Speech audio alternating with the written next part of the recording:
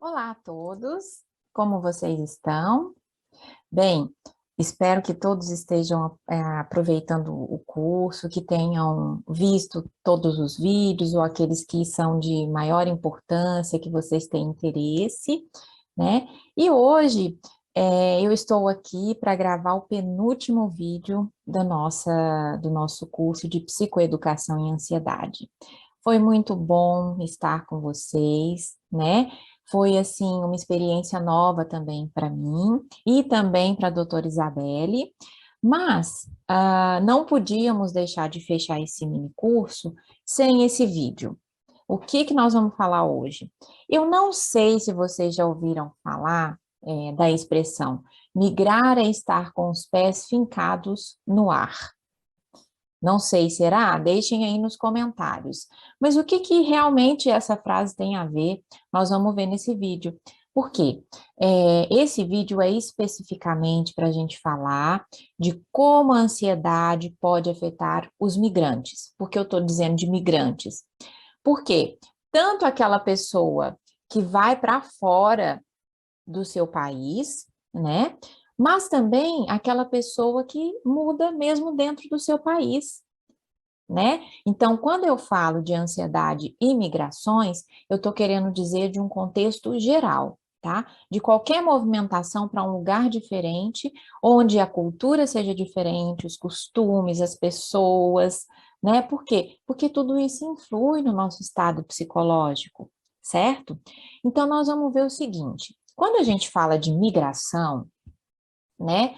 Todo e qualquer tipo de migração, seja dentro do país ou seja fora, eu tenho o quê? Eu tenho perdas e eu tenho muitos ganhos, né? Então não é só perdas. A migração não é um processo que, bom, vou migrar, vou ficar doente, vou mudar, vou ficar doente. Não, de forma nenhuma. Tem muitas coisas boas, né? Tem muitos ganhos envolvidos nesse processo. Mas nós temos um estudioso chamado Atio Teg, que ele é um estudioso nessa área de estresse, né, de migração, e ele fez um, assim, uma teoria, que é a teoria dos 7 lutos da migração. E por que que eu estou falando isso com vocês? Porque tem tudo a ver com o nosso tema. Quando ele fala dos 7 lutos da migração, então ele está querendo dizer que migrar envolve perdas, né? Perdas significativas. E ele coloca 7 categorias. Quais são essas categorias, né? Família e as pessoas queridas. Por quê? Porque muitas vezes a gente vai ficar longe das nossas famílias, dos nossos amigos, das pessoas que a gente gosta, às vezes até mesmo do cônjuge, não é mesmo? Dos filhos, enfim. O que mais que influi? A língua. Então, muitas vezes eu vou para um país que fala uma língua muito diferente da minha, né?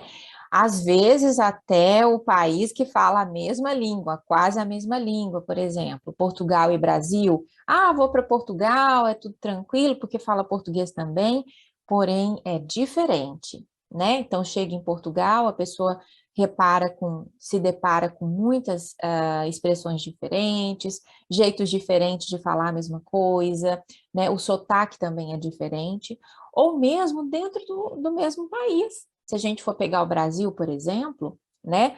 No Brasil, a gente tem de norte a sul do Brasil várias diferentes expressões, dialetos, né? Gírias diferentes, formas de falar diferentes, não é mesmo? Então, não precisa ir muito longe. Mesmo dentro do nosso país, a gente pode sentir essa diferença na língua. O que mais? Muda também a cultura, então, costumes, valores, o sentido do tempo, né? Que num lugar pode ser vivido de uma forma diferente, no outro também, né? Eu posso ter a sensação de que num lugar o tempo passa mais devagar, no outro tempo passa mais depressa, certo? O que mais que eu posso perder quando eu mudo, né? Quando eu migro? Eu posso perder a questão da minha terra, as paisagens, as cores, os odores, a luminosidade, a temperatura, não é?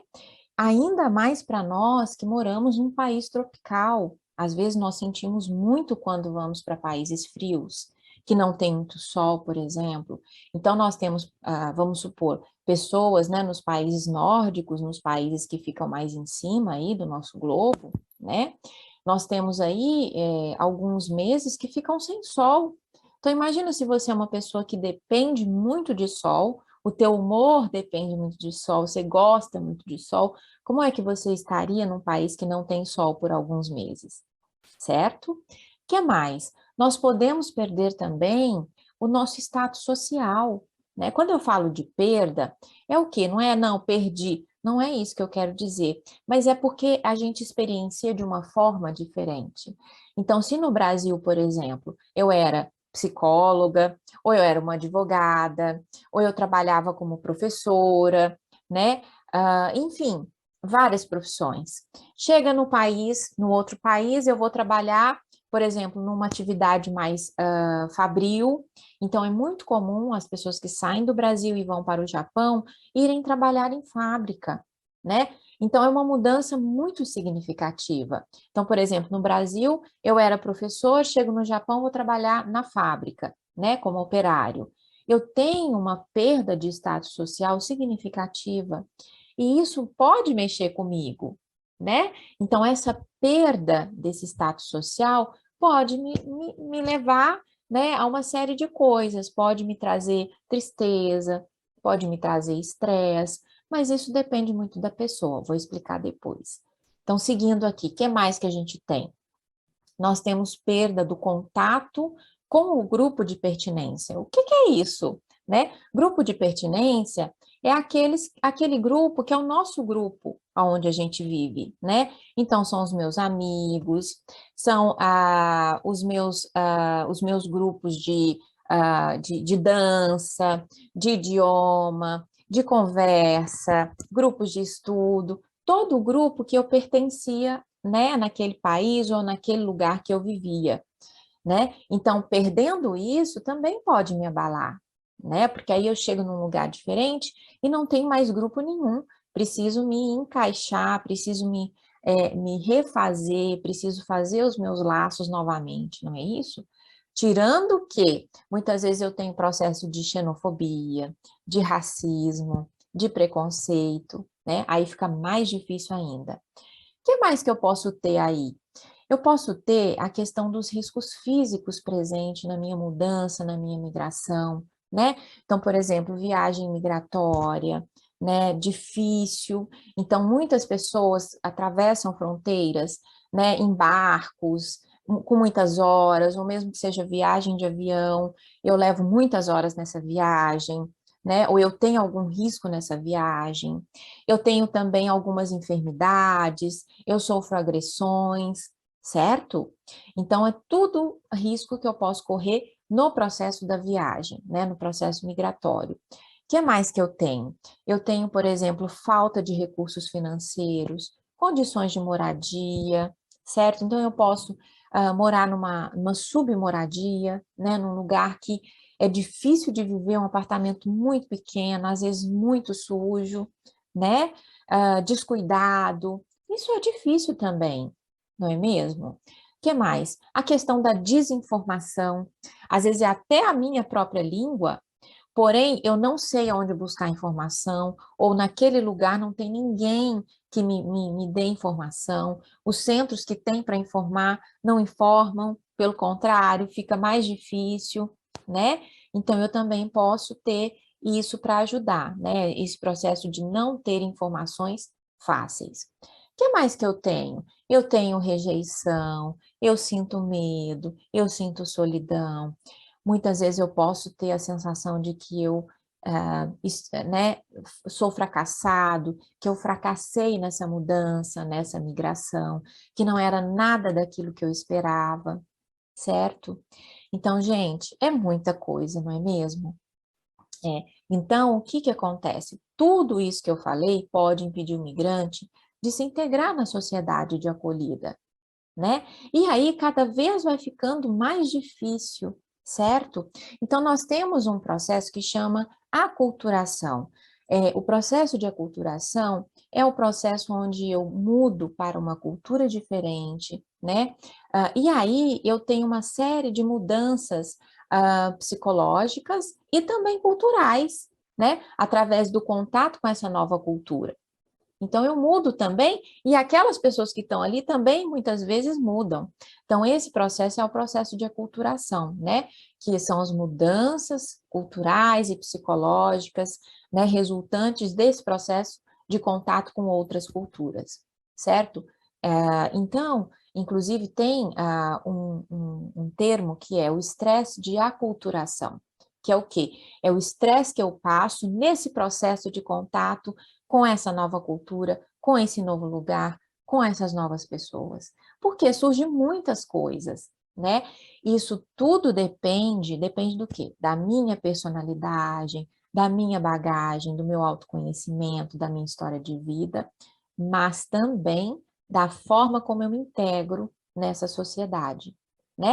Se eu consigo falar a língua da sociedade, daquela cultura, então já é, né, uma forma de conseguir me integrar mais. Se eu consigo conhecer pessoas que me integram, né? Se eu sofro discriminação ou se eu não sofro discriminação e preconceito, xenofobia, então é uma série de fatores. Mas quanto mais integrado eu estou nessa sociedade, menos eu vou sofrer, né? Por isso que a gente fala, olha, gente, aprender japonês também é saúde, né? Quando eu tenho esse interesse, eu consigo aprender japonês, né? Falando para as pessoas que estão lá no Japão, eu consigo me integrar melhor nessa sociedade, mesmo tendo preconceito, discriminação, porque eu já não preciso mais depender de uma pessoa para falar tudo por mim, eu consigo me expressar do jeito que eu quero, né? E também eu consigo compreender outras pessoas, eu consigo comprar mais coisas, eu consigo escolher por mim mesmo, eu consigo ir nos profissionais que eu quero, achar endereços que eu quero, certo? Então, isso favorece muito a integração, né, numa cultura, no caso, na cultura japonesa, na sociedade japonesa em si.